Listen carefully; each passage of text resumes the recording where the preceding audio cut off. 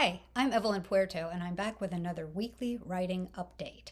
Last week, I told you that I had set The Girl Who Broke the Dark, my latest fantasy novel, aside while it sits since I finished the second draft, and now I'm working on the sequel, The Girl Who Whoa, I didn't even say that right. The Girl Who Wrote on Water. At least that's what I'm calling it this week.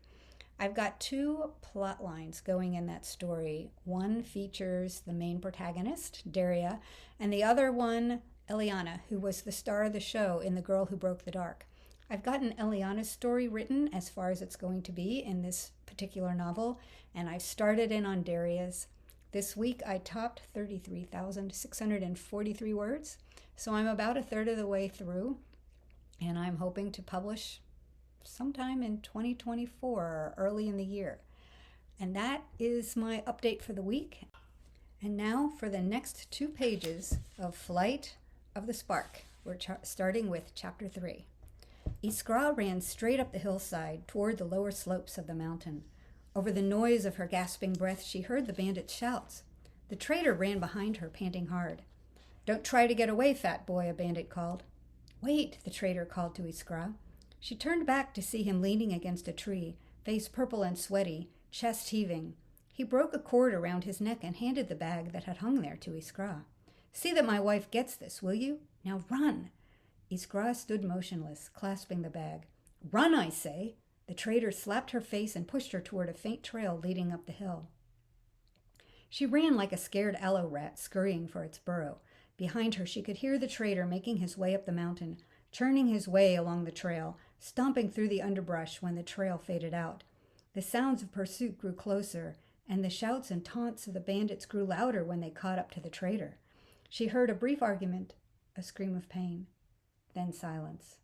She froze, too afraid to move farther. Wrapping her arms tightly around herself, she ducked her head, clutching the traitor's bag.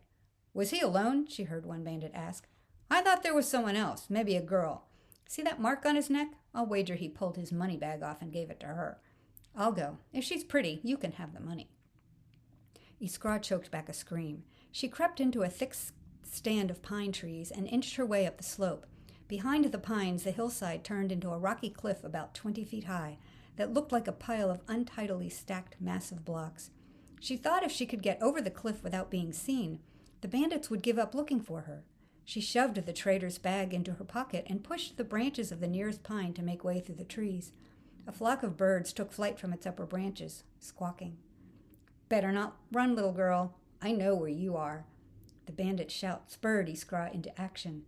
She gave up trying to be quiet and ran with all she had, shoving the prickly branches out of her way, trying to ignore the sting of the needles as they scratched her face and arms. She clambered up the cliff, using its jagged face as a ladder. At the top, she seized the root of a tree that twisted around the rock like the talon of a huge bird's claw. She hoisted herself over the edge. She glanced back. The bandit had gained on her. He was nearing the base of the cliff, his wide grin mocking her. "Don't make me work too hard for you, pretty girl."